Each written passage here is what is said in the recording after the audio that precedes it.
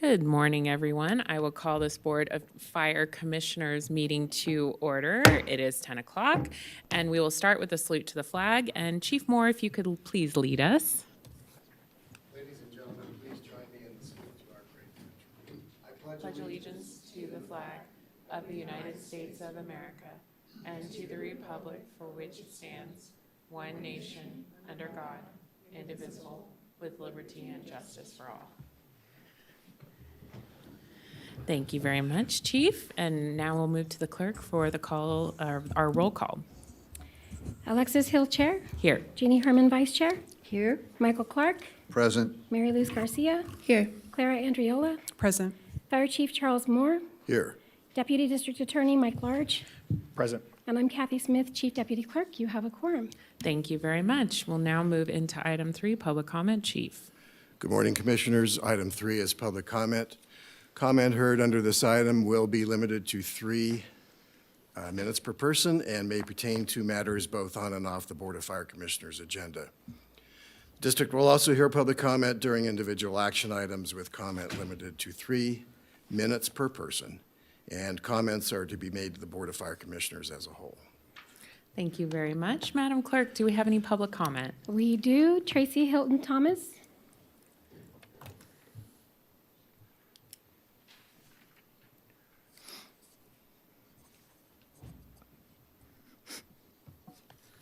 Good morning. I'm just in reviewing some of the budget items here. I just was noticing that there is no item for cost associated with the board's failure to proceed funding in order to lock in a contract. I had a contract trying to build just an RV garage, and because the contractor was 6 months in delaying the bid to us, the cost for that garage went up 30%. So I'd just like to know how much the cost for these fire stations that the chief has submitted years ago has now been increased just because of the delay by this board to fund these things, just to get them into contract so they could at least get started, lock them into a price. And I think that's a disservice to the citizens. I also would like to address the failure of this board to hold Reno accountable for their failures to meet the automatic aid obligations. There's a gentleman by the name of Tom Daly who submitted an issue to you clear back in January 2022, pointing out the automatic aid interlocal agreements had basically sunsetted back in October of 2017. And we still do not have any mutual agreement between Reno and Truckee Mills Fire to get that, to hold them accountable. And he uses the fire of the Pine Haven fire that was in November of 2020, where again, Reno failed to call for help that day from Truckee Mills Fire, and there was a lot of loss there. I think that that there's the statistics in here, his data and everything grossly reflect that. And I don't think there should be any consideration consolidating with Reno until they can be held accountable for what they already have. There doesn't seem to be any problem between Sparks and Truckee Meadows Fire. So why is there this problem with Reno? Is it a political game at the cost of citizens? I'd appreciate you putting an agenda item on that so that could be addressed. Thank you. Thank you. No one else is signed in. Thank you very much. We'll now move on to item 4, Chief Moore. Item 4 is Commissioners, Fire Chiefs, announcements, requests for information, topics for future agendas, and statements relating to items not on the agenda. No discussion among Commissioners will take place on this item. Great. Chief, do you have anything for us? I have 6 announcements this Okay. morning, a record. Just want to let you know that May 31st is the final budget hearing, so that will be on your calendars.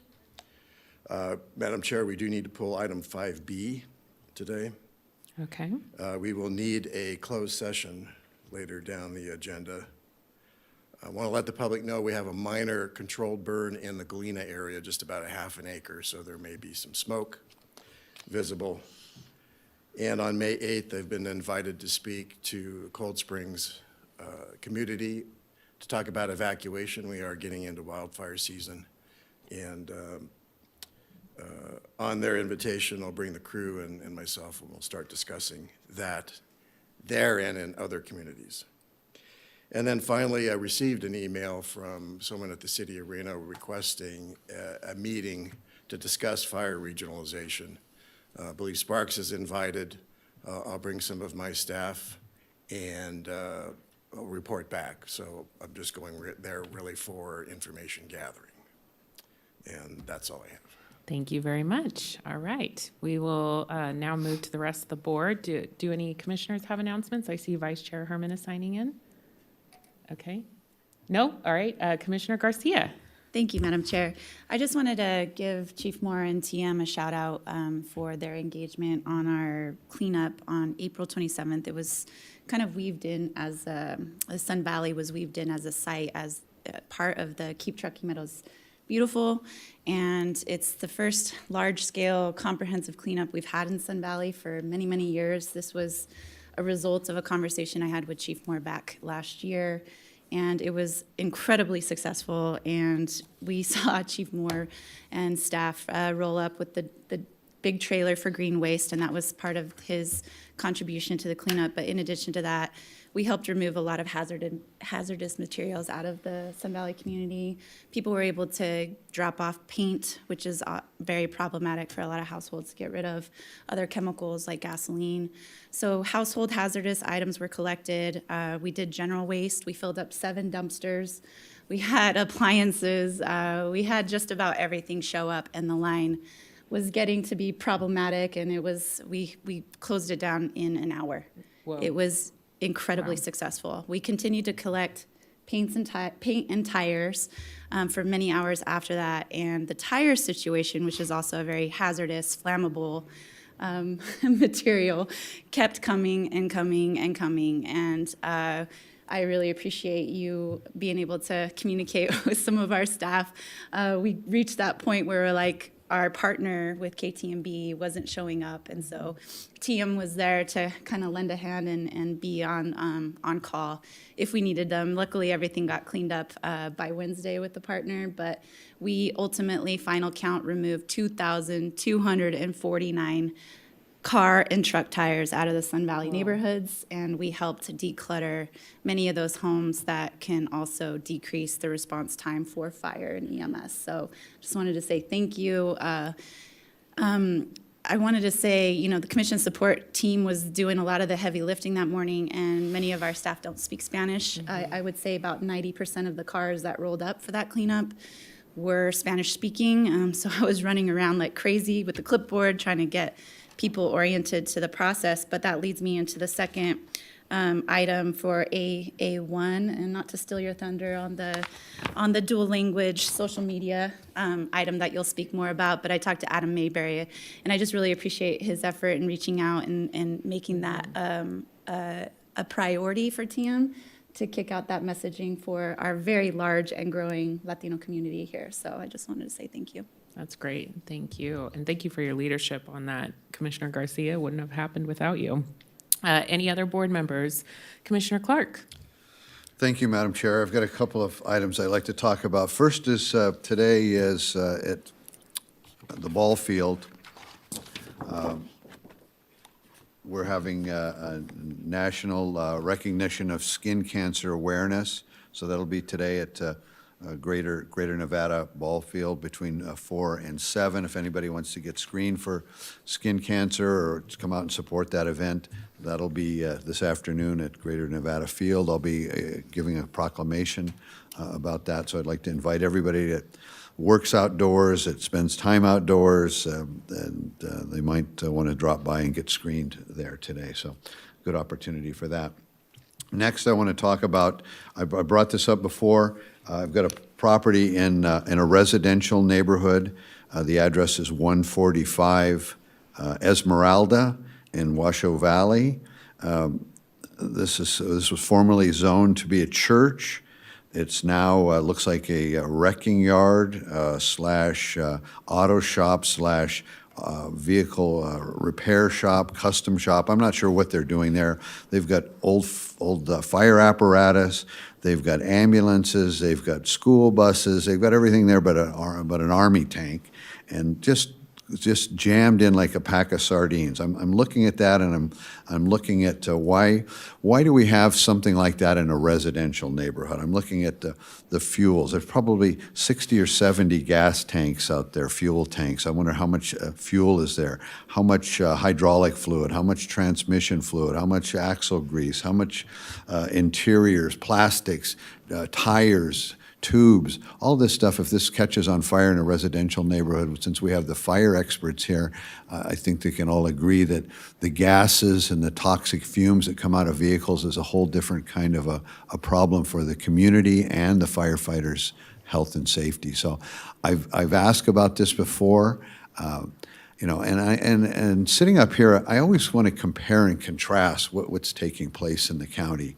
What's taking place in the county is we're trying to regulate horse facilities 40 or 50 miles outside of town, and have special septic tanks and over-regulate the heck out of a bunch of horses standing around in the sagebrush. But right in a residential setting, we've got this auto repair shop. I understand when somebody first got the zoning and had a church there, it was one thing. I want to ask the county and I want to ask the firefighters about this type of a business in a residential neighborhood. How can we be jumping up and down and wringing our hands over horses out in the sagebrush, and yet we've got an auto shop, repair shop. All it takes is a spark from a grinder, a welder, what's going on there, and all these things are jam-packed in, and I think it's a safety issue.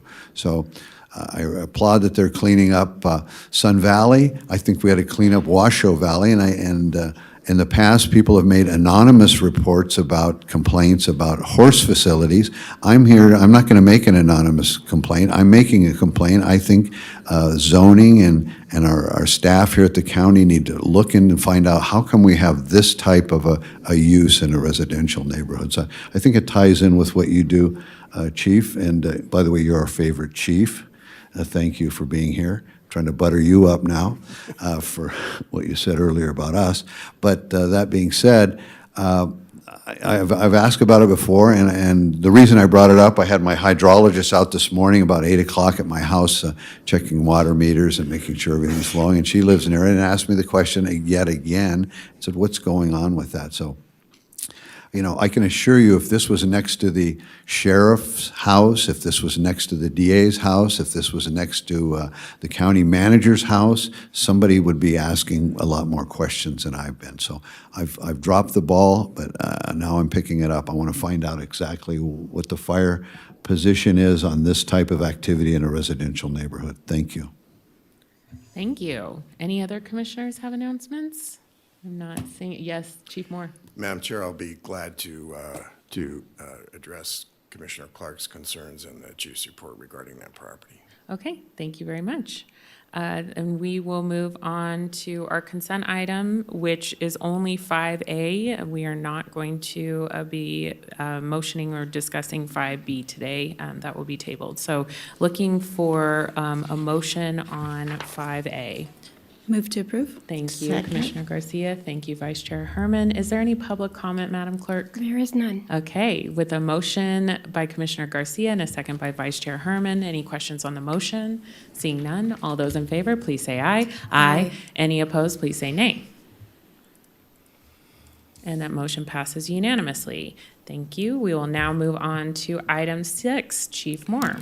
Thank you, Madam Chair. Item 6 is a proclamation in support of Nevada Wildfire Awareness Campaign, and we have our regional champion, Jamie Royce Gomes, here, who leads a great effort to enhance our wildfire awareness.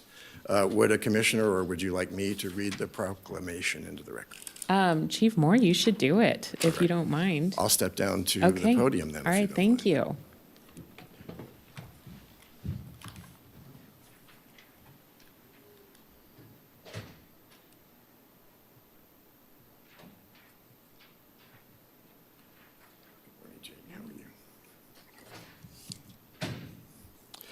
Thank you, Madam Chair.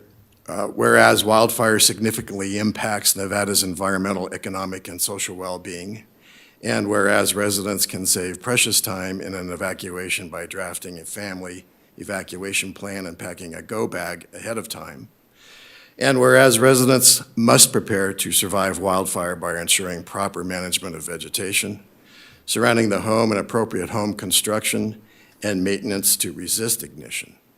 And whereas residents need to work together to prepare their homes and communities to survive wildfire and commit to becoming fire adapted. Now, therefore, the Truckee Meadows Fire Protection District's Board of Fire Commissioners proclaim the month of May 2024 as the Nevada Wildfire Awareness Campaign, and this year's banner theme is Plan, Prepare, Take Action, as a means for education and a call for residents of Washoe County to work together to be ready for wildfire. And Jamie, would you like to say a few words? Wonderful. Hi, good morning. For the record, my name is Jamie Royce Gomes, and I'm the manager of the Living with Fire program. We're part of University of Nevada, Reno Extension. And so wildfire can threaten Nevadan communities, and it can impact homes and property, and unfortunately, sometimes human life. And so the key to minimizing the wildfire impact in Nevada are proactive communities that take the steps to prepare. And so in response, Nevada's local, state, and federal firefighting agencies, wildfire-prone communities, and University of Nevada, Reno Extension has held a campaign since 2006. And so this year our message is plan, prepare, take action. And so one way that folks can prepare, or a couple ways that folks can prepare for wildfire are connecting with your your neighbors, and encouraging community projects to reduce the wildfire threat. You can attend one of our 3 events that are happening statewide. So actually this Thursday, we're gonna have a Zoom with the National Weather Service about fire weather. So it's a webinar free to all residents at noon. And then on May 16th, we have a Zoom. It's on FireWise 101. It's just one of many tools in the toolkit that residents can utilize to reduce the wildfire threat. And then we have a call to action for the public. It's May 20th through 24th. So during that week, we have a Declutter Your Gutter Challenge. So we are asking the public to clean out their gutters, provide us with before and after pictures of them cleaning it out, and then we can give you a free Yeti tumbler. So we're really hoping that folks will help to prepare for wildfire. Thank you. Thank you. That sounds like a great initiative, and we'll make sure to share it on our channel so that people can get involved in that. Thank you for your work on this. Thank you. Is there any way we can get a picture too? Yes, let's do some pictures. We'll take a quick break.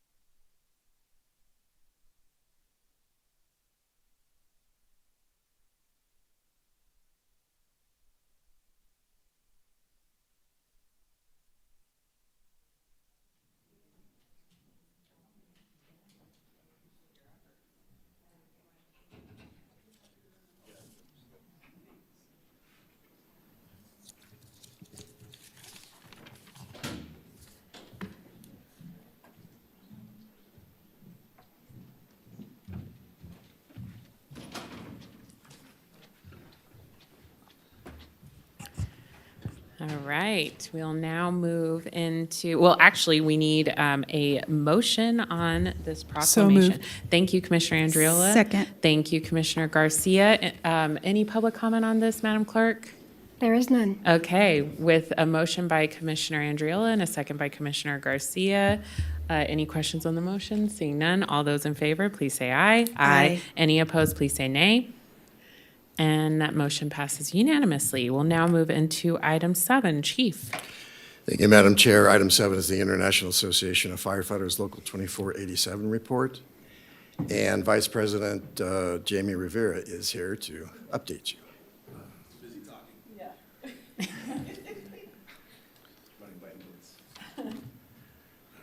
Good morning, Commissioners. Good morning. Morning. Jamie Rivera, Local 2487. Our President Clauser would be here today, but he's grieving the loss of his mom. She passed away 2 days ago, so decided to take the helm. Just a couple things that our local has been involved with, and pretty much giving a shout out to them. It's going to be McNaught and John Sieben. They helped run the Guns and Hoses that happened 2 weeks ago. They raised $35K for the Nevada Children's Cancer Foundation.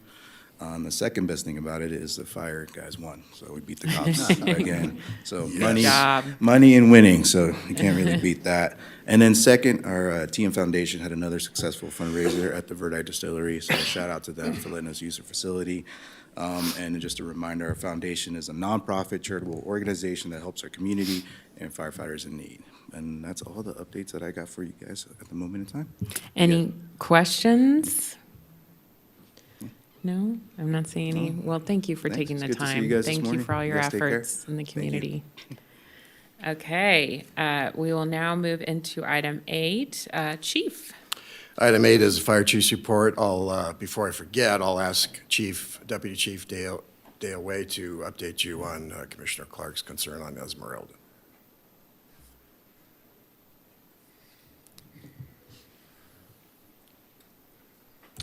Good morning, Dale Way, Deputy Fire Chief. So Chief Moore wanted me to come up and address the issues Commissioner Clark had brought up in regards to the property in Washoe Valley. Just so you do know, this property was addressed by us prior to this first being brought up here in the commission. With most things, when you're enforcing code, it becomes kind of a time issue. Right now, they've been on the clock for a bit. We had put a timeline of June 30th to remove the tent. That was pretty much the last outstanding thing that fire had for that property, was removal of the tent or proper permitting, which I don't believe they could obtain. So we worked with them on that. At the same time, once we initiated contact with the property, we notified Washoe County Code Enforcement, because most of the issues with the overcrowding of vehicles on the property does fall to them. I don't believe that most of the vehicles are fueled. Even if they were, it's really not something that's addressed by the fire code. You know, if you could think of like a bus yard or anything else, most of it falls to exactly what Commissioner Clark's comments were, proper zoning and placement, right? Can this be where it is? Can you use this property the way it's being used? Great, thank you for the update. And it sounds like Washoe County Code needs to take care of the rest, is what you're saying.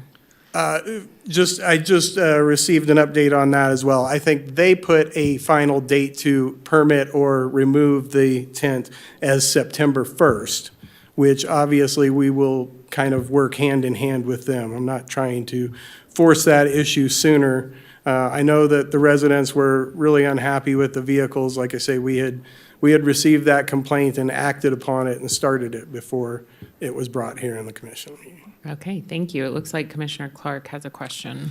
Thank you. It's almost telepathic, isn't it, that I brought this up yet again, because we haven't had any conversation about this since the last time I brought it up. But my point on this is, as a sitting commissioner, I'm trying to figure out when we're supposed to zig and when we're supposed to zag. You know, I'm comparing this to horse facilities, which we spent Sunday afternoon on Cinco de Mayo addressing horse issues. And I look at the two things and I'm thinking, horses standing around in a corral we're worrying about, maybe some horse urine getting into the soil. And then we're looking at this, all of these are junk vehicles or scrapped vehicles, or this isn't a fleet of buses that is operational. A lot of these things don't run anymore. They're sitting there leaking. They've got hoses that leak. They've got, and again, when I bring up fuel tanks, it's just when and if something happens, because they're grinding around there, they're doing things that could cause a spark. And so I'm bringing that up. But my biggest concern is the county, not these people, what they're doing. They're doing what they want to do on their property. I'm concerned about the county making people who have horses jump through their own lassos, for lack of a better word, and do this, that, and the next thing, and put in $40,000 or $50,000 septic systems, and the compliance, and then we look right in a neighborhood and we see this. So I'm comparing and contrasting. How does this happen? I didn't even bring up the fact they've got a hoop tent that's as big as from here to the back wall, and probably 25 or 30 foot wide and 25 foot high, and so buildings are happening there, construction's happening there. There's got to be 70 to 90 vehicles parked out there, big rigs, stuff, and the neighbors don't like it. And so, again, I'm talking more to my fellow commissioners. When we have rules and regulations and making one group of people stand on their head and spit nickels, and we've got another group of folks that buy a church and turn it into something that I guarantee would have never, ever got approved if they went straight from dirt to a wrecking yard in the middle of a community. So I'm trying to understand this, and I'm not blaming you, and I'm using this air to talk and hoping that it gets to some ears that understand what I'm trying to say. How can we allow this to happen and give deadlines till next September? This has been going on for a couple of years. How long is it? I went to the assessor's office this morning. These people bought this place in 2017, and we're giving them until the end of summer to clean it up. I mean, again, if this was next to the county manager's neighborhood or in the county manager's neighborhood, if this was next to the sheriff or his neighborhood, the DA, this stuff wouldn't be languishing the way it is. So again, whoever is hearing it besides the fire department, this needs to be addressed in a timely fashion. So again, that's my comments. Thanks for your follow-up, and I understand what you do in your position, but at the end of the day, whether you regulate it or not, if there's ever a spark there in the wrong time, you'll be involved in it from that standpoint, not a regulatory standpoint, but a standpoint of putting your troops on the line. So again, I'm just bringing that point up, and it needs to be addressed sooner than later. Thank you. Thank you. Chief? Thank you. I'll move on then to the additional items. As Commissioner Garcia mentioned, we're launching a dual language social media effort so that non-English speaking citizens of our district can understand and read and be updated on a lot of the issues regarding fire that are important to the community. So I think we should be rolling that out here fairly soon, and by next month, I'm hopeful that we can report back that we're live. Green waste collection, we only did one weekend this year, but still it was successful. And when I talk about cubic yards, that sometimes doesn't really paint a good visual, but when you talk about 55 large 40-yard dumpsters of being filled in just one day, that's a significant amount of defensible space that is happening. And in the years that we've done this a couple of times during a month, we've literally have created mountains of waste at the NDF yard, which gets transported to full circle composting, where it's not burned, it's composted and turned into soil products, which you can buy it here locally. Mm-hmm. So it's a great environmental program. It creates additional fire safety. It's, I think, one of the favorite programs that I hear in feedback from the citizens, that they just love this program and they would love to see more of it. And we're going to budget for more of it in the next fiscal year. Finally, well, not finally, but the next item is a regional RT 130 wildland exercise, and Chief Kettering's going to give you an update on that. I'd like to introduce the board to the concept of what's called an IMT, which is an incident management team. When we have a large wildland fire, we can be committed for 2, 3, 4, 5 days, even longer, which makes it very difficult for us to maintain continuity of the other calls that continue to happen while we're fighting this wildfire. So it is quite common for us then to transfer command of the wildland fire to what's called an incident management team, who takes over for us, and all regional partners within Northern Nevada and sometimes outside of Northern Nevada come in to fight the fire. So I've got an excellent presentation and a video to show you on this. Good morning. For the record, Chris Ketchering, Deputy Chief, Truckee Meadows Fire. Every year, every agency should perform what they call RT 130. It's an annual wildland refresher training. This year, in cooperation with the City of Sparks, we put together a training, and the intent was to try and figure out where the gaps were between our agencies, because we have been working on streamlining our processes more for our regional service delivery. That's where it started. It rapidly expanded into a multi-agency training and drill for the region. Those agencies that participated were Truckee Meadows Fire, City of Sparks, Reno Fire Department, Central Land Fire Protection District, Carson City, North Lake Tahoe Fire Protection District, and the U.S. Forest Service. To date, we're in the middle of the training. It's been so successful, we've had agencies reach out to us that didn't participate this year, asking to participate in it next year. So we have a small video to show you. The video was created by Full Circle Productions with assistance from our Public Information Officer, Adam A. Berry. And we'll go ahead and show the video, and I'll continue from there. All right, everybody, we're going to get started. Good morning. My name is Mike Shaw. I'm the Operations Section Chief for Sierra Front Incident Management Team 3. Welcome to the Rose Incident. For over 25 years, fire agencies within Washoe County have been providing mutual and automatic aid on incidents. We figured, why not do training together as well? Annually, our firefighters are required to do what's called RT 130 training. It's refresher training to respond to wildland fires. Historically, all of the departments have done the training on their own, yet when we respond to incidents together, we're working with each other. This year, we decided to do a regional exercise that involved over 7 different agencies from across the region. We are currently 3 days into a 12-day training that's taking place in the Galena Forest. We're simulating a large wildfire that's broke out 3 days ago, and it's been taken over by the Sierra Front team. The elements of this training include an operational briefing that includes the status of the fire, locations of divisions on the fire, and the communications that are going to be used during the fire incident.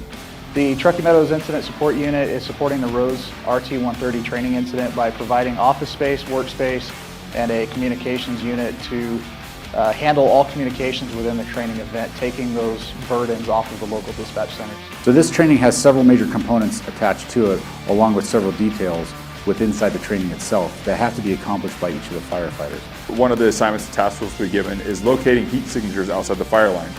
The task force will be given several GPS coordinates where the crews will use their GPS to go find those coordinates and locate the potential spot fires. The next element that they have to perform is a structure protection plan and a values at risk assessment. During a structure protection plan, crews will assess structures to determine whether they're defendable or not. Also included into this is a downed firefighter, somebody who gets injured on the line while performing their job, and they have to be rescued out using ropes, pulleys, vehicles, and an assortment of other equipment. The final element of this exercise is a 1,000-foot hose lay deployment up a hillside. While the firefighters are in the middle of that hose lay deployment, we simulate the fire cutting them off from their escape route, forcing them to get into fire shelters so that they can survive a burnover event. The combination of all of these skills, along with the partnership of all of the agencies participating in this exercise, provides us the opportunity to be prepared to jointly serve all the communities that we live and respond to.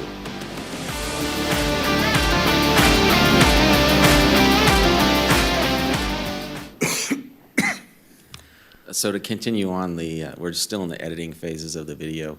The one thing that it's missing is at the end there where you saw the logo for Truckee Meadows. It'll have the logo for all the agencies that participated. I just wanted to make sure that you were aware of that. In summary, I just want to say how proud I am of everyone involved in making the training as realistic as possible for the region. Chief Swiak and his training staff have been working on this for months, and they did a great job. The one person I do want to recognize is Captain Brian Bunn. He recently retired from Truckee Meadows. He's now the interim fire chief for North Lyon Fire Protection District. He was the one that kind of crafted this idea and did a lot of the work on the front end for our staff to go ahead and give it to the region. So if you don't have any questions, or if you have any questions, I'm here to answer them. And so who took the lead in bringing everyone together? TM or we? That's TM and wonderful. Sparks. We did it together. That's Yeah. the leadership of TM. So congratulations. Congratulations to the chief for your leadership and bringing the region together. That's very cool and important that we continue to all communicate. Yes. Because we'll have to eventually if there's a large incident. So any board members have questions on this? I'm not seeing any. Great work. Thank you. Thank you. Chief. Thank you, Madam Chair. Item 5 is a capital projects update. This report will discuss the progress of the Apple Fire Station, Hidden Valley Apparatus Bay, and the Washoe Valley Consolidated Fire Station. We are very close, shovel-ready for Hidden Valley. There are some utility relocates that need to happen, but this project can start digging a hole as early as September, we believe. Again, this project is necessary because the apparatus bay there is the old volunteer building from many, many years ago, and the building is so small, we only have one fire truck that will actually, one Type 1 fire truck that will actually fit in that bay. It needs to be modernized, and we need additional space to serve the Hidden Valley community. So the task at hand, again, is the financing for that project. Apple is moving full speed ahead. In fact, I think there is an item on your agenda to approve the second MOU. And the architectural plans are well underway for design development, and will move into construction documents very soon, as well as the contractor working on a guaranteed maximum price. And we would expect that that project can start breaking ground as early as the spring. So let me also deal with Washoe Valley, which I know that there are citizens that are concerned about the pace of that development. Let me go back all the way to 2019 when we looked at the growth that is happening and the number of calls that happen in the south versus the number of calls that happen in the north. Mm-hmm. 2019, really the light bulb went on that 75% of our calls happen in the North Valleys and only 25% happen in the southern half of our district, which is south of the McCarran Loop. And when we saw the growth happening in the north, we tried to figure out how would we, without necessarily another big investment and another fire station and or more employees, which we didn't know would manifest. We took a critical look at the number of fire stations and where they were, and we came to the conclusion that 2 fire stations were not necessary to serve Washoe Valley. In fact, we went through a comprehensive analysis of looking at response times from the east side and the west side. I know that there's that big lake that divides it. But we took a look at a piece of property that was available for sale and said, what if we build 1 fire station and put it here? Can we still have acceptable response times to the east and the west side of Washoe Valley that meet the standards of cover for response times that the board adopted way back in 2011? And the conclusion of that was, yes, we could. And the board approved the development plan for the fire station to move forward with purchasing the land and start to develop the new fire station there. Washoe Valley is exactly the same fire station that we're developing at Apple. The same floor plan, it will look almost identical. The only differences are the site conditions. There are differences in soils. There's differences in the site plan and how it will lay out. There's differences in wind load and in the snow load, but those are really the only differences. Architecturally, it will be the same building. So as we move through the development of Apple, we're actually doing the development of Washoe Valley at the same time. In the budget that you'll be considering in just a few moments is money to complete the site adaptations for Washoe Valley. So we are working on trying to get that shovel ready. Again, the challenge is again, the financing. So I will go back to, I think it was 2000 and it's in my staff report here, 2022. I gave the board at the time a recommendation for architectural services for Hidden Valley, and please know that I do not tell the board what to do. The board tells me what to do, and I execute and I move forward. The board at the time felt that the cost of the architect was too expensive to complete Hidden Valley, and asked me to go back and redo that whole process. So we had looked at, there's really three ways of building a building. There's design, bid, build, where you hire a contractor, and the contractor hires the architect and presents the building to you. That's a good process for buildings that are very, very simple. Because you don't have, as a client, you don't have a lot of input into the way the thing lays out. It's really intended for smaller buildings. Then there is design, bid, build, where the client, us, would hire an architect. They would prepare the plans, and then you would go out to builders who would then bid the structure and tell you, here's what you do. You pick the lowest bidder. The process that we settled on with the maximum amount of work with Washoe County CSD was to do a CMAR process, which is the construction management at risk. And that is where you hire the architect and the builder at the same time, and you develop a team to develop the building that you need and the costs, and try to value engineer it as you go through that process. It was the recommendation of CSD that this is the best process for government buildings. In fact, CSD used that same process on other buildings. I believe the medical examiner's building was built that way. So we settled on that and began making some plans. We have gone through the entitlement process. The architectural plans are moving. But what happened from when we first envisioned this thing to when we are now is the costs of the building. I will give some kudos to Commissioner Herman, who, with the accuracy of the prophet Ezekiel, said that if we don't do this now, the price of the buildings are just going to go up. And in fact, in the last 3 years, Commissioner Herman was exactly right. The costs of the buildings have doubled. Hidden Valley, at the time we first envisioned this, was $2.5 million. Now it's $4.5 million. Washoe Valley, we were looking at about $7 million, and the latest price we have now is $15 million. So this is not a building project where we're not wanting to do this. We want to move forward as fast as we possibly can. The challenge for us is finding that money.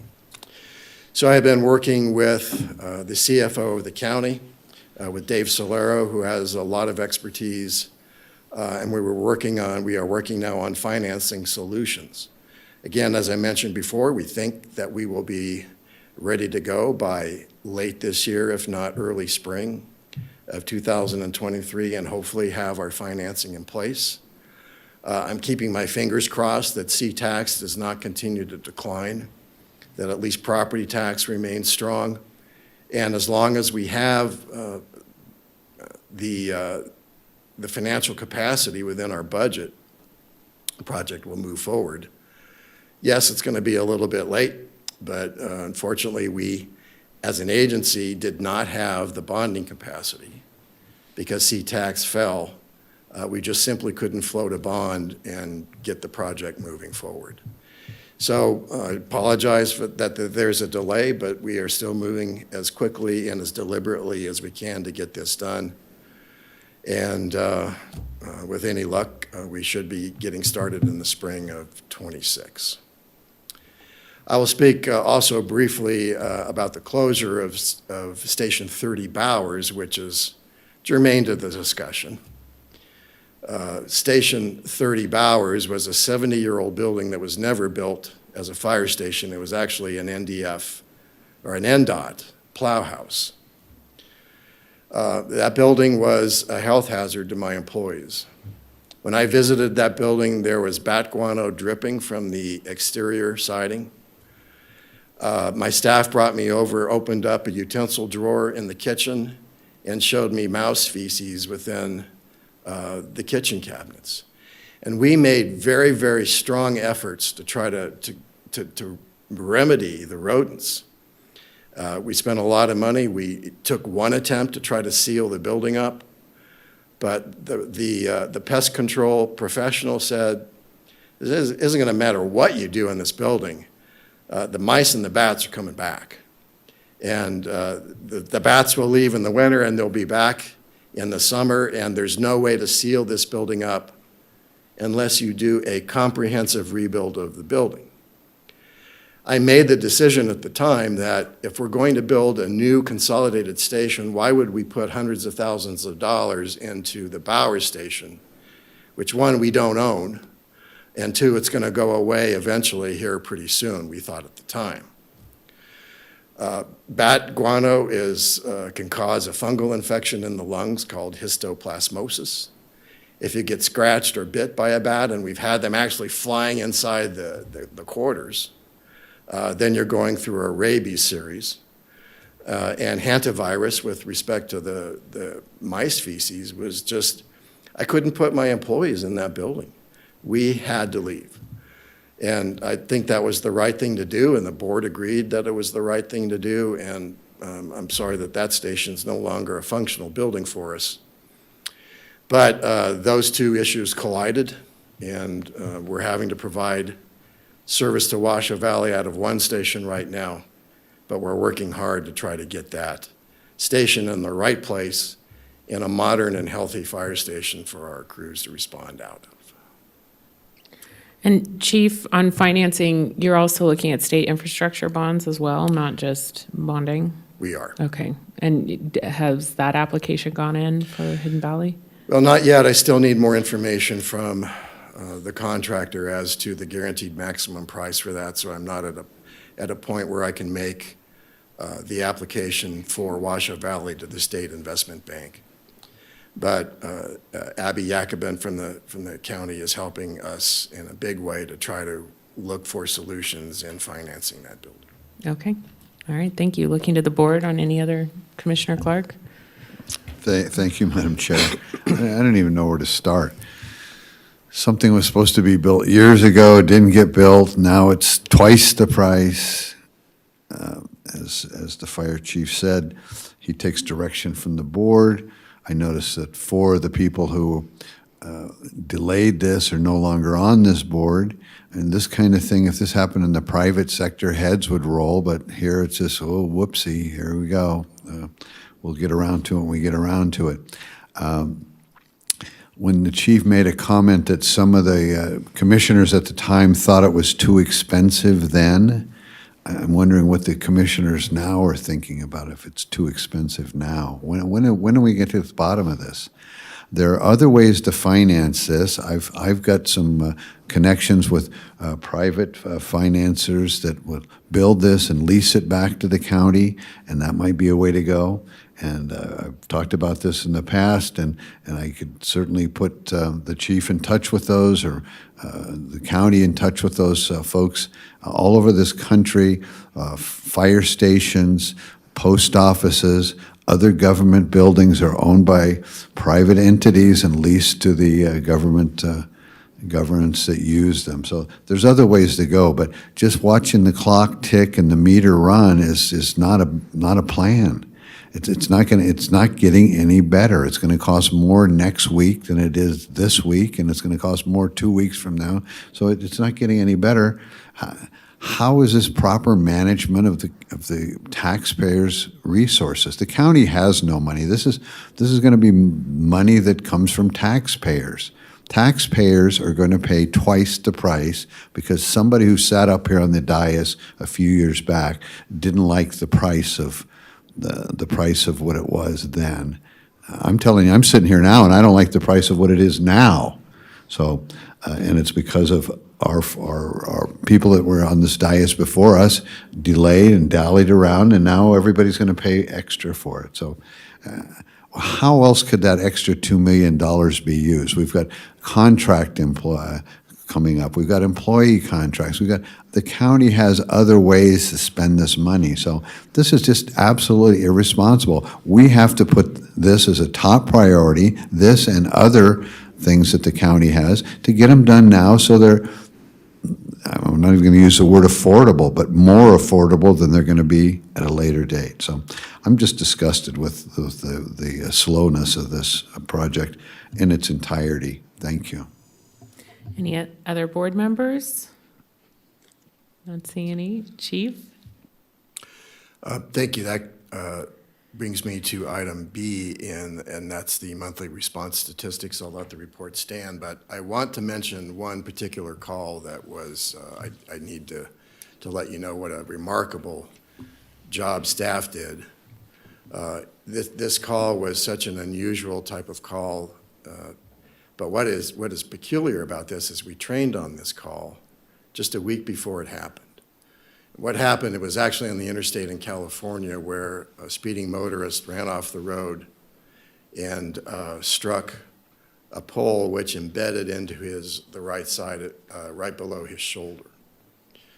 And so when we arrive on the scene, you know, we find this pole sticking through, but he's conscious and he's alert and he's able to talk to us. This exact same call we trained on a week before, as unlikely as that is. So with our skilled paramedics and our extrication equipment, we were able to cut the pole down to a size to where we can get him in care flight. And so obviously this is a team effort between our staff, care flight, and the hospital, but he was brought to the hospital alive, and I understand the surgery was successful. So that's the kind of thing of why we train so hard. We respond as best and as professionally as we can. But that is just a remarkable type of a call where a life was saved, and I wanted to bring that to your attention. So that concludes the entirety of my chief's report. I'm sorry I was so long-winded today. No, thank you. Were you signed in again? Yes. Commissioner Clark? I just want to be very clear that I am no way irritated with the fire chief or any of his employees, staff, anything to do with his department. This is just a situation that could have been avoided. I think Jeannie Herman was called out as being one of the voices of the reason back in the day, and you know, this is an example of somebody not listening to somebody who maybe had more intel, somebody who's got the business acumen and been in real estate and development for a long time and understood that it's only going to cost more. But in no way do I want anybody at the fire department to think that I had any ill feelings towards them about it. As the chief said, his hands were tied by the commissioners that were here before us, and it's unfortunate that at the end of the day, the station could have been built a long time ago, and it won't be built for a long time to go from now. So I'm very unfortunate. Thank you. Okay, we will close the chief's report if there's no other commissioner comments. I'm not seeing any, and we'll move to item 9. Chief. Thank you, Madam Chair. Item 9 is a recommendation to approve the First Amendment to Phase 2 Memorandum of Understanding between Apple and Truckee Meadows Fire Protection District.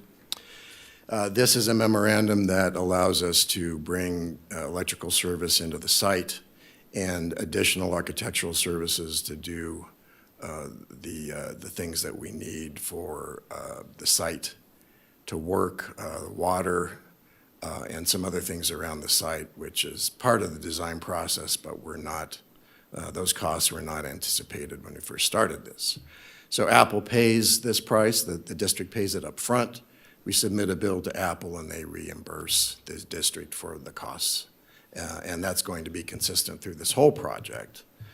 Apple's paying the bill on this. We're getting a $15 million capital contribution. There's some good news for us on the construction front.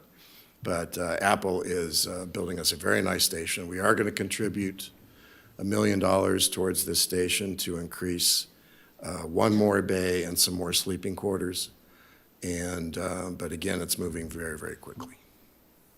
Thank you. Any questions on item 9 for the board? I'm not seeing anyone. Commissioner, Vice Chair, no. Yes, Commissioner Yeah, Clark? I have a question. Would Apple consider building a fire station down in Washoe Valley? I can ask him.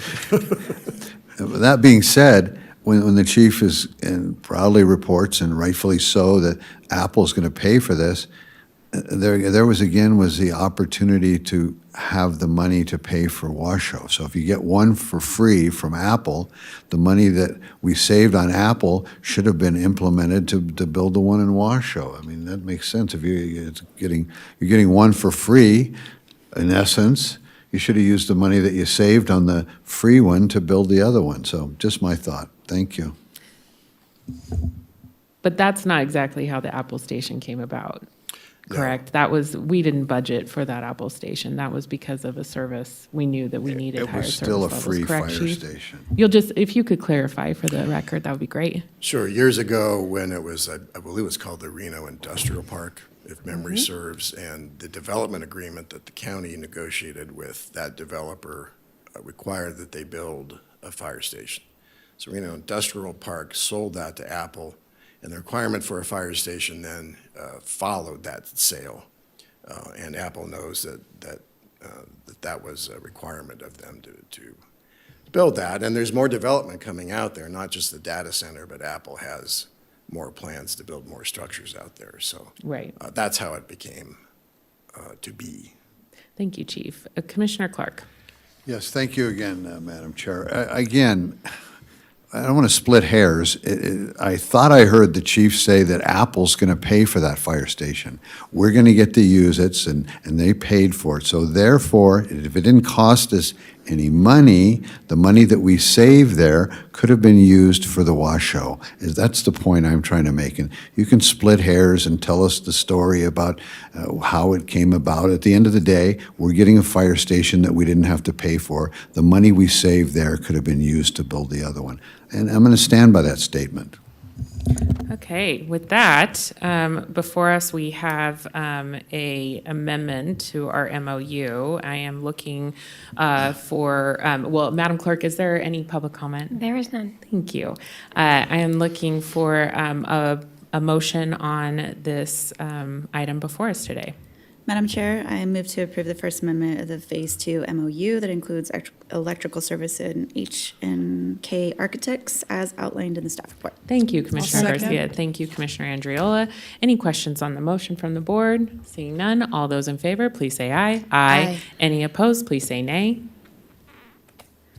And that motion passes unanimously. Thank you very much. We'll now move into item 10. Chief. Thank you, Madam Chair. Item 10 is a presentation and overview of the tentative budget for fiscal year 2024-2025 regarding the priorities and projects anticipated in the budget and possible recommendations to bring any board-directed changes back to the Board of Fire Commissioners for a public hearing and approval of the final budget. So Cindy Vance is going to help with the numbers, and I'm going to give you a little bit about the service level, which is exactly why we're here. So if we could advance to the next slide, please. So the service level that you see here is the number of employees that we employ and respective to their functions. We do, I want to point out that in order to send a fire truck out the door to an emergency, there's a lot that goes on behind the scenes. You know, we have to have the administrative things set up to pay them and to do all the things that administration does. Excuse me. We have to have the logistical support. We have to have the mechanics to fix the trucks. There's a lot that is behind the scenes that normally that the public doesn't necessarily see. This gives you a good idea of what our employees do then to support our response. So this is proposed for the staffing model proposed for the next fiscal year. Next slide, please. We still use volunteers, but we use volunteers in a different way than we used to. We do have some operational volunteers, but they are largely limited to helping us on wildland fires sizing up fires, a limited amount of EMS response, and those are predominantly at Silver Lake, Palomino Valley, Red Rock, and South Valley. Next slide, please. This is what we propose for a deployment for next year. We're proposing that we increase Cold Springs from a crew of 3 to a crew of 4. And at Foothill, that we always maintain that station as a crew of 4. Sometimes it's a crew of 3, depending on whether we're staffing the ladder truck or we're staffing the engine. So 2 additional stations will go to a crew of 4. So we will have 3 stations with a crew of 4 and 4 stations with a crew of 3. That doesn't make your head swim. And the other stations, then we use a hybrid model of 3 on an engine and 2 on an ambulance. We've had a rash of fires in the Sun Valley community lately. We've had 3 right in a row. And in all of those fires, we've been able to send the engine and the medic unit. So they're not just ambulance attendants, they're firefighter paramedics that can do both EMS and firefighter. And I think that that gives the public great efficiency in terms of crew size and what we're able to do. So in each of those cases, we've been able to send a crew of 5 to that fire. We have that model at Spanish Springs and at Sun Valley and at Washoe Valley. So a crew of 5 at those 3 stations. That's what we propose for next year.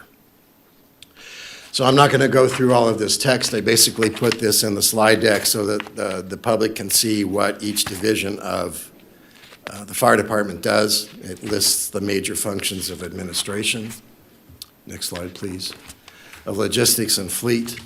That's a big effort to keep the stations, repairing the stations, repairing the apparatus, keeping all the supplies going, and Chief Jay Swiak heads that division, and he's a very, very busy chief officer.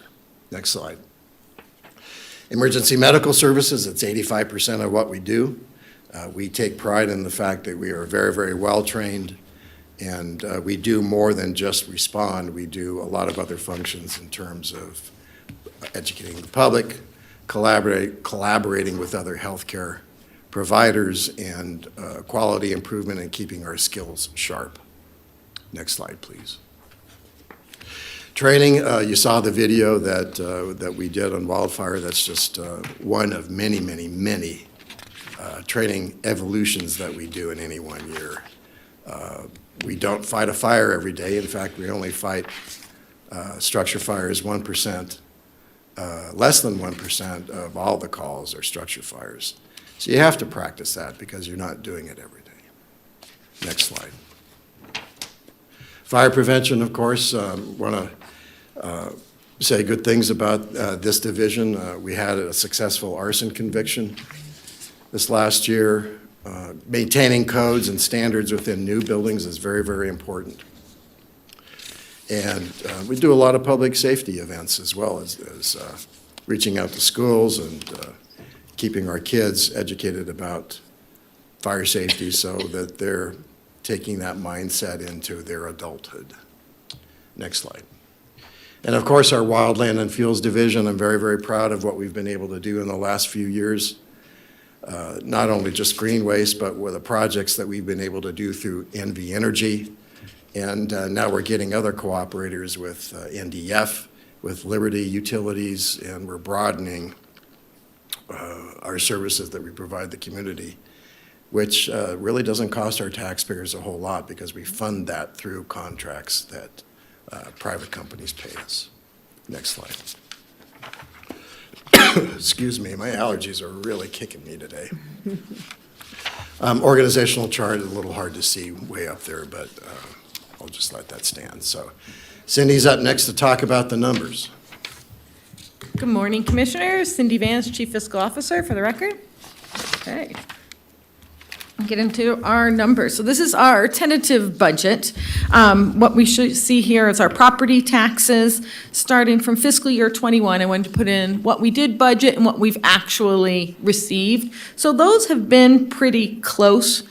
About 90% of the property tax is set by the state. There's some AB 104 items that are estimated in-house, but we've been pretty close to budget. We are considering projecting that the fiscal year '24 will end over budget. This, as of the tentative budget, it was about 786 was our projection, but since then, our actual collections have actually missed the budget, so it is declining and looking like right now about only 450,000 over budget. So that might be an adjustment that we'll see on the final budget. Consolidated taxes are other major revenue, and as we were in that really great time, even prior to fiscal year '21, I just presented the 5 years where we were collecting almost 10% or more over budget. And then in fiscal year '23 is when we started to see the big declines. And when we were setting our fiscal year '24 budget, we were still hoping for a recovery. So we did budget at 12 million, which was the state numbers. And it looks like we're only going to come in at about 11.5, and that actually has also fallen a little bit more. So right now we're about 920,000, but it may be closer to $1 million under budget. The state has adjusted its fiscal year '25 projections for C-tax considerably, and that's our consolidated taxes, mostly sales taxes from different items. Okay. This is looking at our total general fund revenues, and of course, property tax and consolidated taxes are almost 75% of our total revenues that we generate for the general fund. And just in context, that also supports our sick and annual fund and our capital projects fund. Other governmental funds, those are grants, and then there are some other sales tax related items in there. The biggest one in this year are grants for the fuels program, in that to diversify the revenues from there. They've gotten several different grants that will be state or federal funded for different projects for fuel reductions. Our miscellaneous other, which is a big number this year, what we have done that's different that we're bringing into the fiscal year '25 is setting up another new cost center to work as the out-of-district fire assignment. So as you're aware, we have an emergency fund, which is regulated by NRS to only have up to $1.5 million in deposits. So that has gotten us into problems that we have to take loans from the general fund of cash and make sure to pay them back before June 30th. And sometimes we don't get our reimbursements right till June 30th or slightly after. So this will help with the cash flow issues. So these are out-of-district assignments.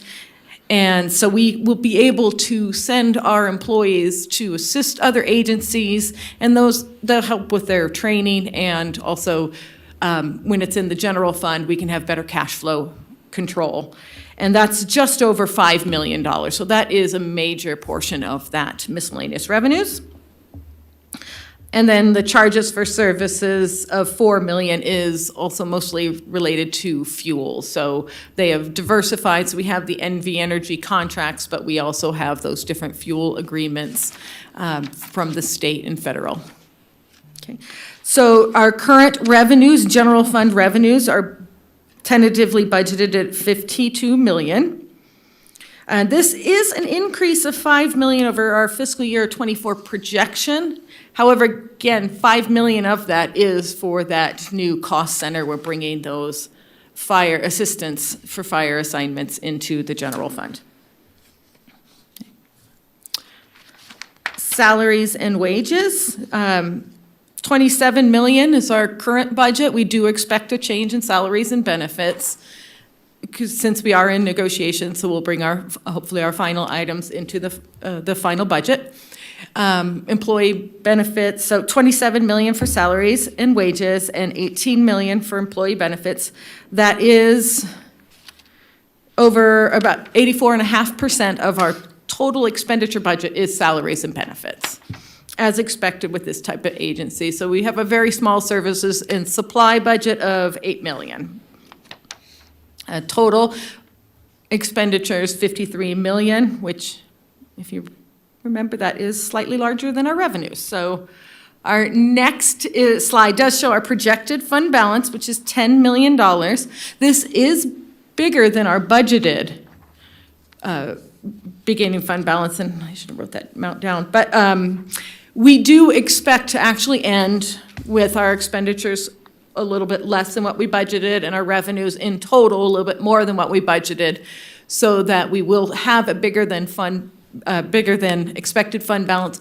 In addition, the fiscal year 23 items, that when we closed it, we had that $4 million. We reallocate some to capital, but the rest of that comes back into our fund balance and is reallocated. So we are currently deficit spending, so our revenues are less than our expenditures, but that was planned, and to continue to use our, if our fund balance is bigger, that we do pull down on that. Our estimated ending fund balance is 9.4 currently. And that's reasonable with other governments, but it is something we have discussed with, we continue to discuss, because you can't always, as we refine our budgeting, we can't deficit spend always in the future, but we've been lucky to have those larger fund balances that we're able to spend with needed equipment, services, and onto our employees. Okay. The next slide, I just wanted to present the EMS fund in its own slide, since this is a newer fund. It is completely charges for service, and we do have a little bit of investment revenues in there. The GEMT, which is our ground emergency medical transport that comes through Medicare, that is $3 million of the $4.2 million budget. So 1.2 is going to come from charges directly to patients and insurance companies. So the revenue there is $4.2 million. The salaries and wages are for our 4 permanent EMS staff. And then we also have 18 firefighter paramedics that are charged to this fund as they staff the ambulance. So we include 18 positions, but those specific positions, different employees may fill those at different times.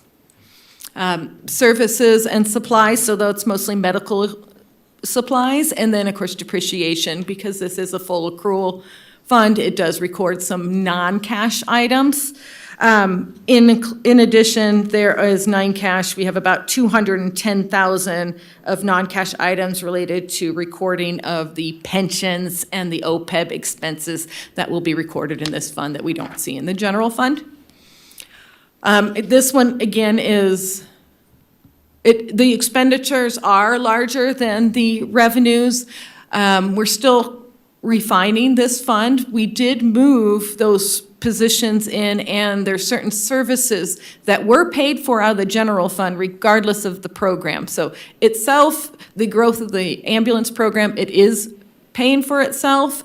And this year, during fiscal year 24, we received $4.9 million in GEMT. So there is a bigger rollover into the fund for fiscal year 25, and that relates to a re-audit of fiscal year, let's see, so fiscal year 22 that was paid in 23, where we only had $1 million, they actually gave us an additional nearly $2 million. And then again, so those are running about $3 million. So we'll still continue to watch this as this fund grows and we get more experience. Okay. Our other funds that are included in the budget, these are the budgeted expenditures. So the emergency fund that is developed under NRS, we're going to leave that as $1.5 million. That's the NRS deposit amount. We're going to use this only for district emergencies. And those would be mostly reimbursed under the WFPP also. But that allow that fund just to stay whole, and we're not trying to borrow money to address cash flow issues.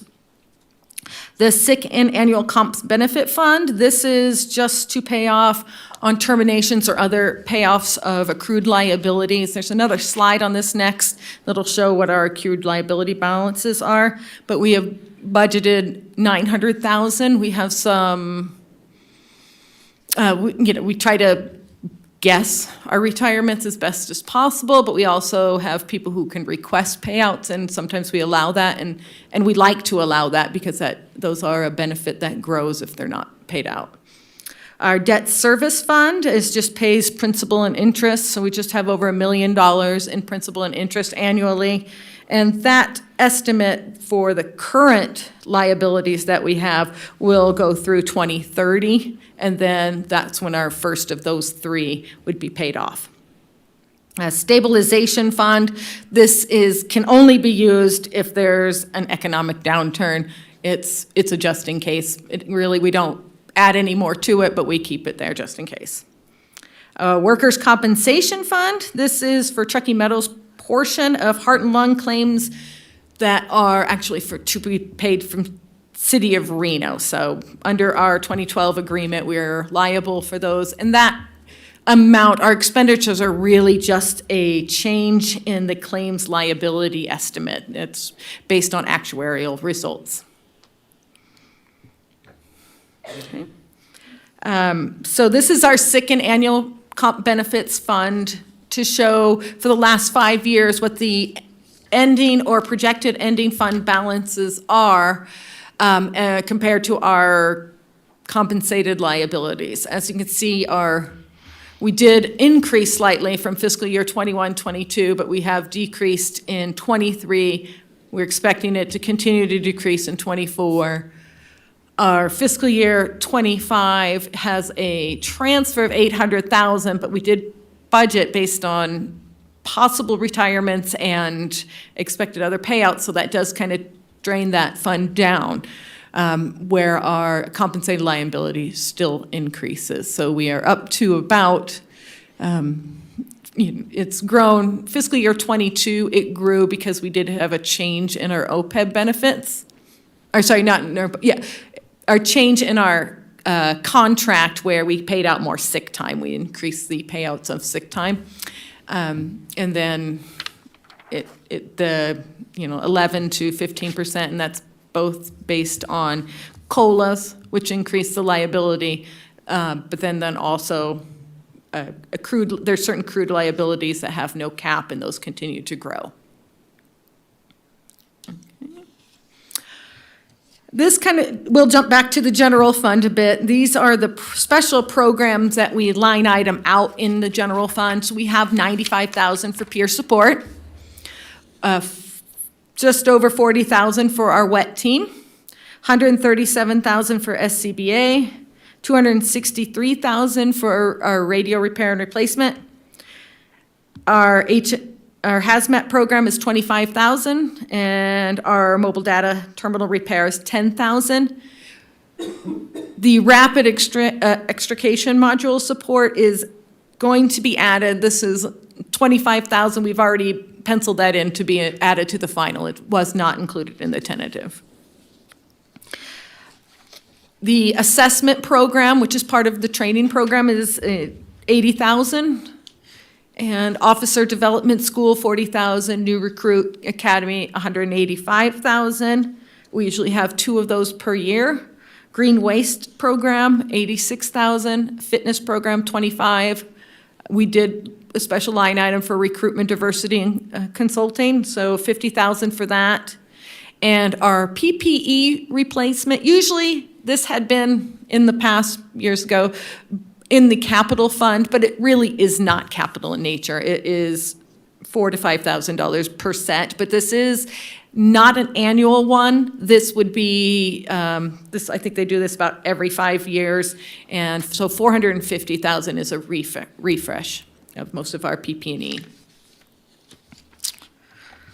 Some of the other items to note for our general fund, again, we talked about the new cost center that will be for out-of-district fire assignments to help with the cost flow so that we're not putting it in a fund that is regulated to the amount of deposits it can have.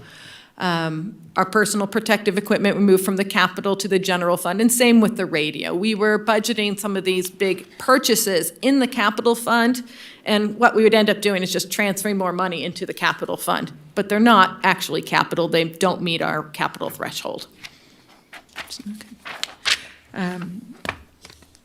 Some of the other items for the capital projects fund, and this fund, again, has no revenue source. So the second annual capital project general fund are all supported through mostly tax revenues. So we get, if we have any asset sales, it'll stay in the capital projects fund, but it is pretty much just transfers, a little bit of investment earnings, and then at the end of the year, a lot of times we will take, if there's a beginning fund balance, those one-time savings to use at our capital projects.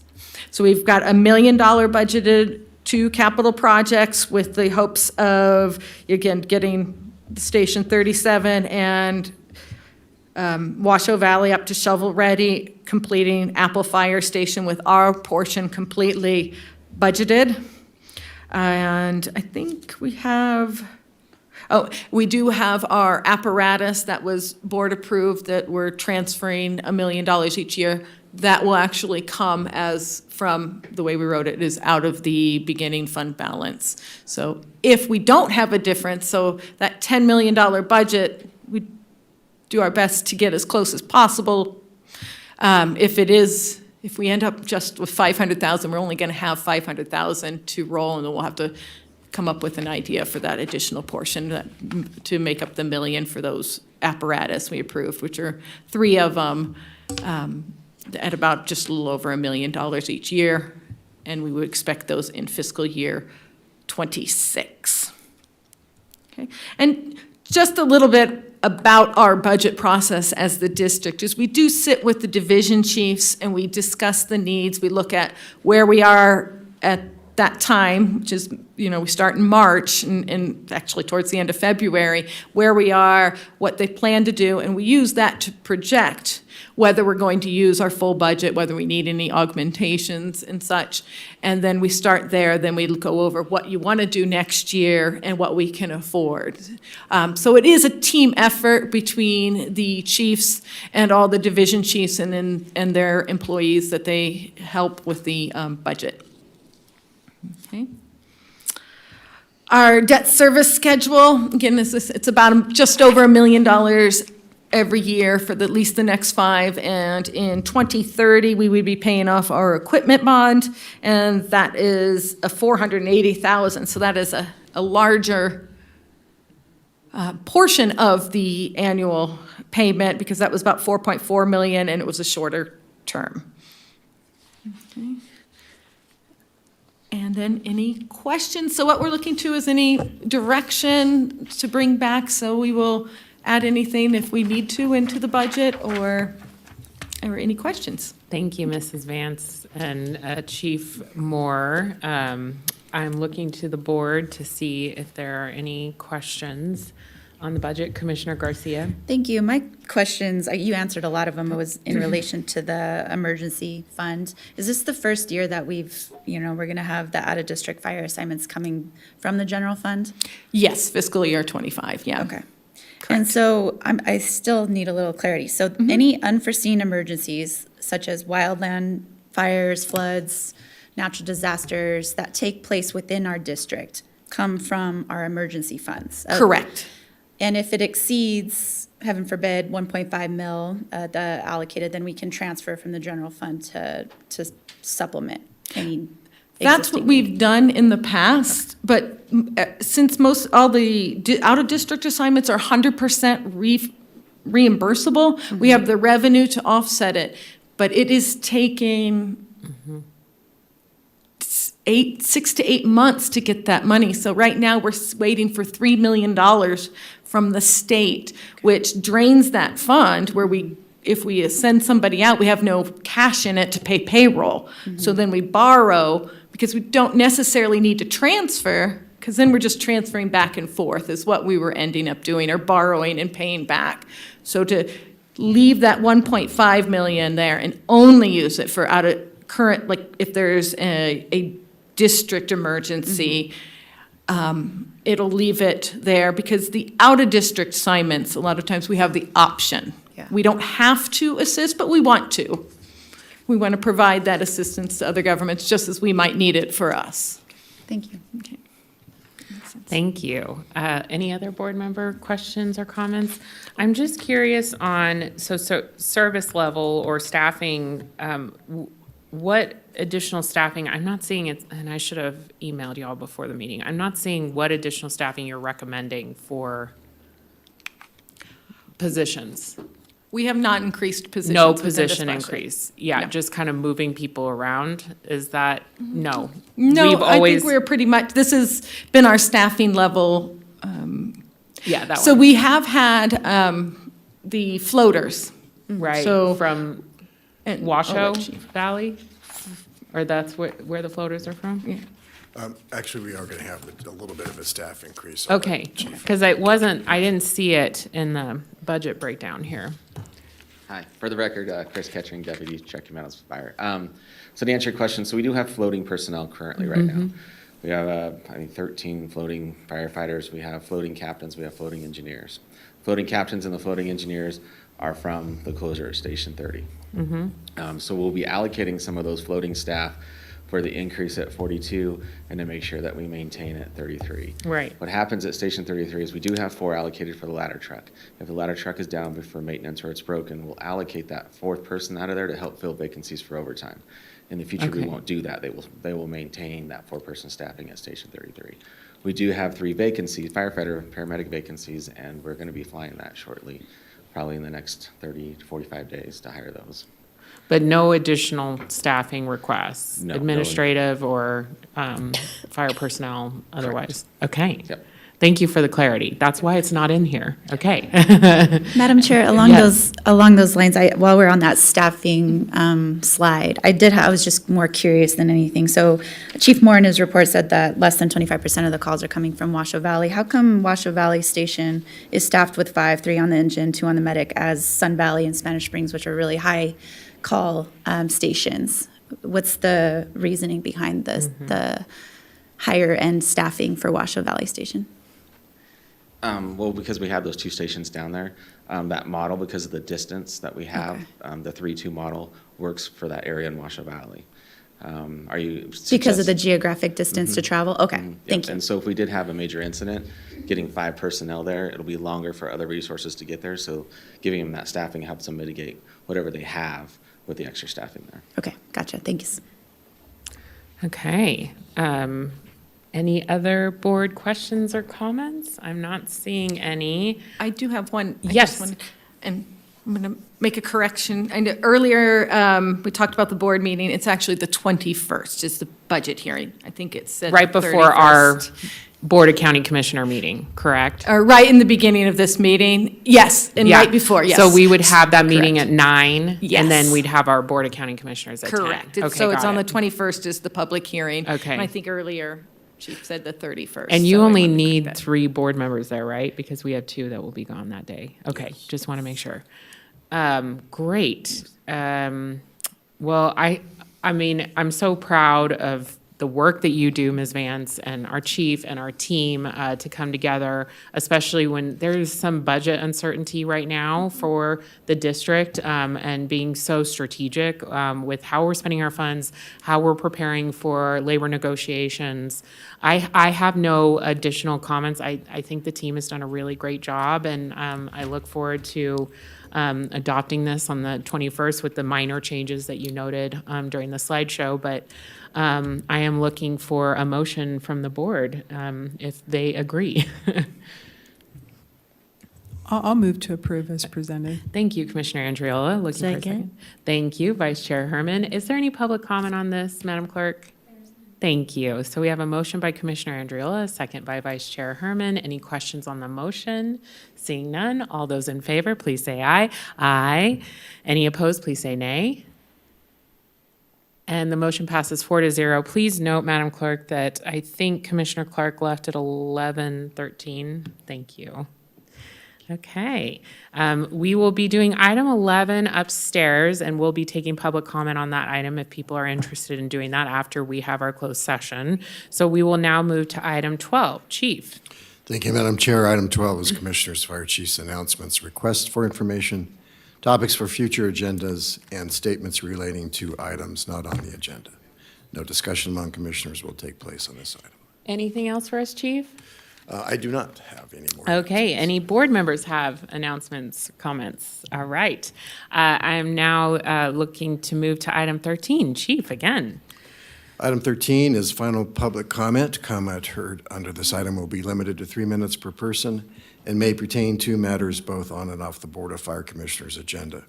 The district will also hear public comment during individual action items with comment limited to 3 minutes per person, and comments are to be made to the Board of Fire Commissioners as a whole. Okay, Madam Clerk. Tracy Hilton Thomas.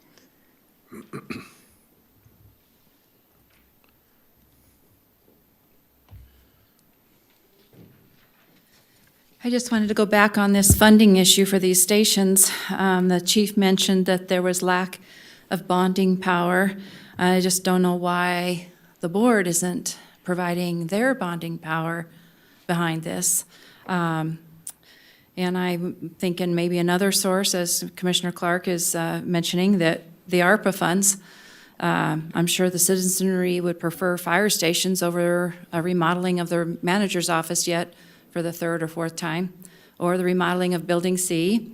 I just don't see that that is, as far as a critical needs, I would think the citizenry would think a fire station is definitely more important than an office remodel. Thank you. Thank you. No one else has signed in. Thank you, Madam Clerk. With that, we will not adjourn. We will go on break, and we'll see you for final public comment upstairs. Thank you, everyone.